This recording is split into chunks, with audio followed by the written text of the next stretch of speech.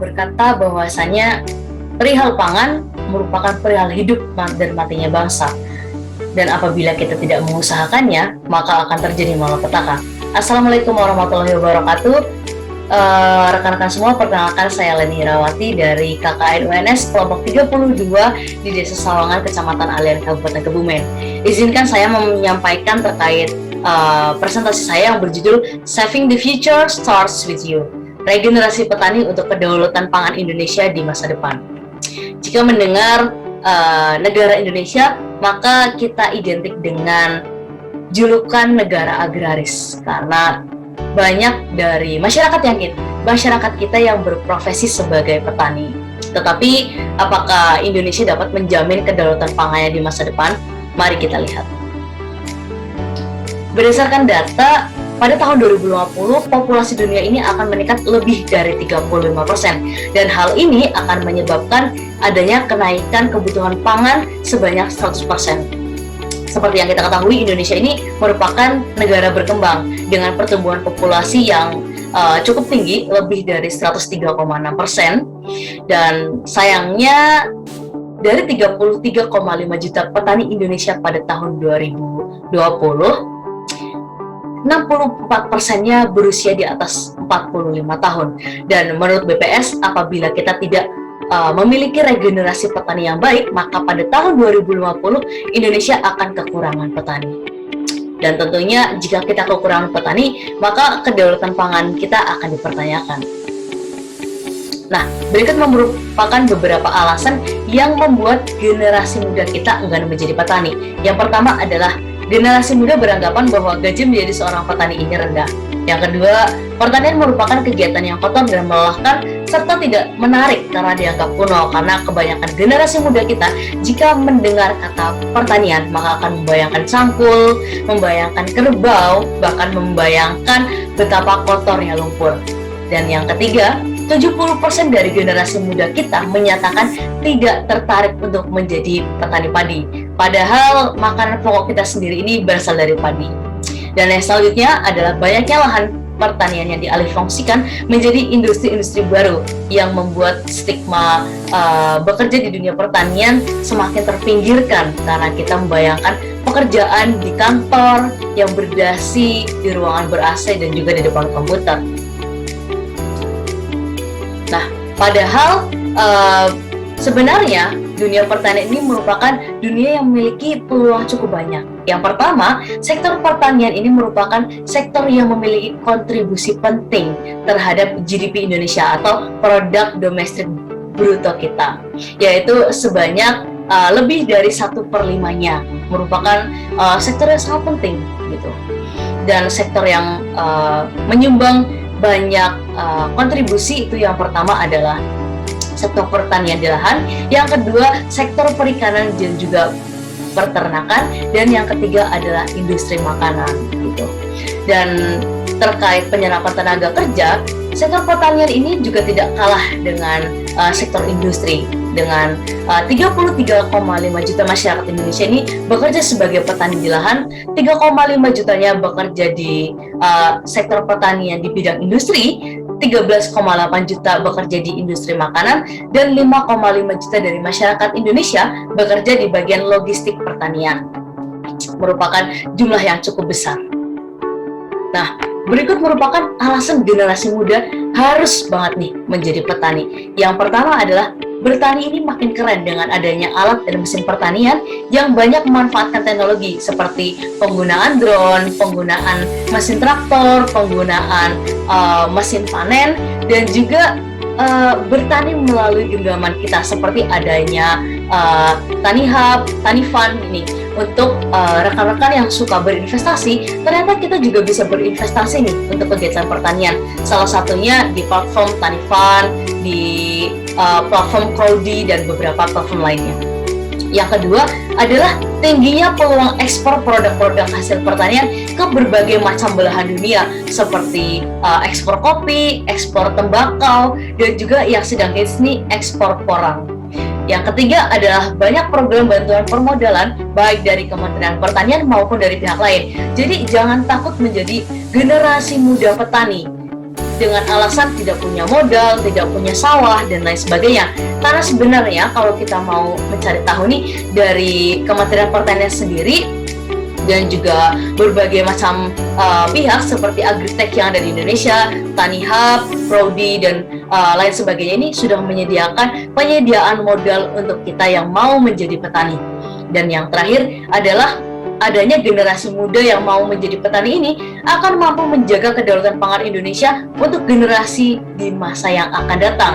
Karena yang telah seperti yang telah saya sampaikan tadi, bahwasanya pada tahun 2050 jika kita tidak mengadakan regenerasi petani, maka kita akan kekurangan petani, dan ancamannya adalah kita akan kebanyakan impor pangan. Padahal kita adalah negara agraris, malu dong kalau masih impor pangan. Nah, berikut merupakan contoh petani milenial yang sudah sukses nih. Yang pertama ada Kak Sandi Oktasusila yang merupakan Duta Petani Milenial Kementerian Pertanian yang pada usia 27 tahun sudah memiliki 50 karyawan dengan omset mencapai 800 juta per bulan. Kemudian yang kedua ada Kak Sofian Adi Cahyono yang merupakan Duta Petani Milenial asal Semarang yang masih satu regional nih dengan kita, yaitu Jawa Tengah.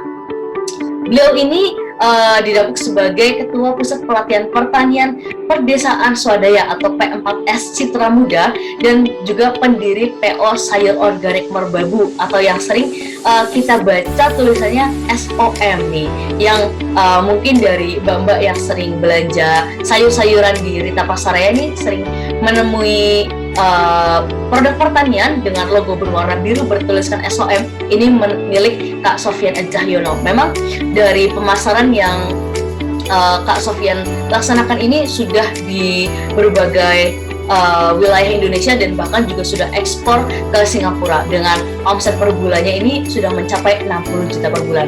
Kak Sofian juga pernah berkunjung ke negara Cina dan juga negara Jepang untuk acara penghargaan petani muda yang sukses mewakili Indonesia. Dan yang selanjutnya adalah ada Kak Agus Wibowo yang merupakan petani kentang berasal dari Magelang, lagi-lagi satu regional dengan Kebumen, yang mewakili Indonesia di Global Student Entrepreneur Awards di Cina. Jadi menjadi petani ini tidak hanya mendapatkan omset yang tinggi, tetapi juga bisa membuat kita ini keliling dunia. Salah satunya Kak Agus Wibowo yang sudah pernah mengunjungi Cina untuk mewakili Indonesia sebagai petani milenial yang sukses. Dan Kak Agus Wibowo ini yang sudah dapat menciptakan benih dari kentang yang bersertifikat, yang tentunya harga benih bersertifikat ini lebih mahal dan juga hasilnya lebih bagus. Nah, lalu siapa sih sebenarnya yang masih mengatakan pertanian itu kotor?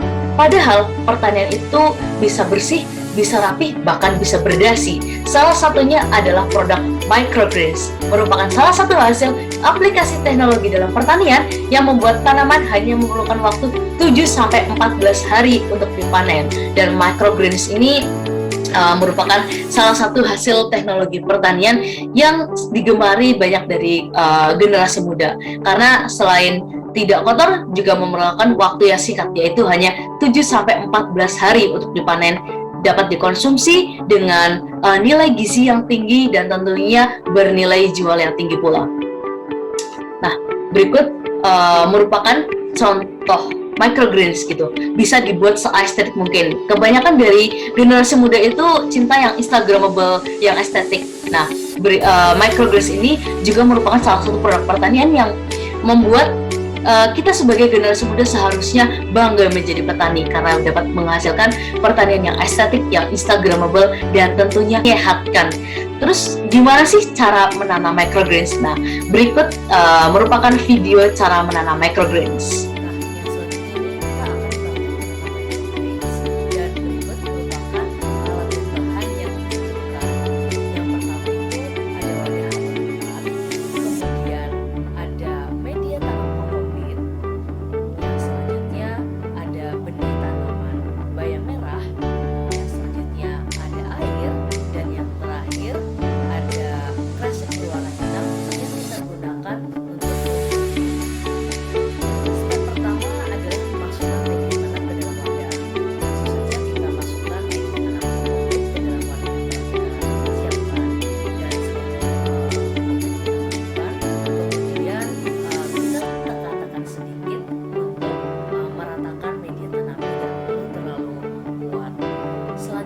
kita basahi media tanam menggunakan air, tidak usah sampai menggenang, tetapi cukup sampai lembab saja.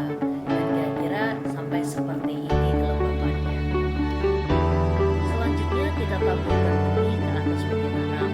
Yang pertama, tuangkan benih dalam plastik ke atas telapak tangan kita. Kemudian kita taburkan benih yang ada di atas tangan kita menggunakan jari secara merata ke atas media tanam yang telah kita siapkan tadi. Tujuan dari perataan penaburan benih ini agar benih yang kita tanam itu tidak mengumpul di suatu sisi media tanam, sehingga menghindari adanya pertumbuhan jamur yang dapat mengganggu pertumbuhan dari microgreens yang kita tanam. Setelah seluruh benih tertabur, kita ratakan kembali menggunakan jari agar dapat dipastikan bahwa seluruh benih telah tertabur secara merata.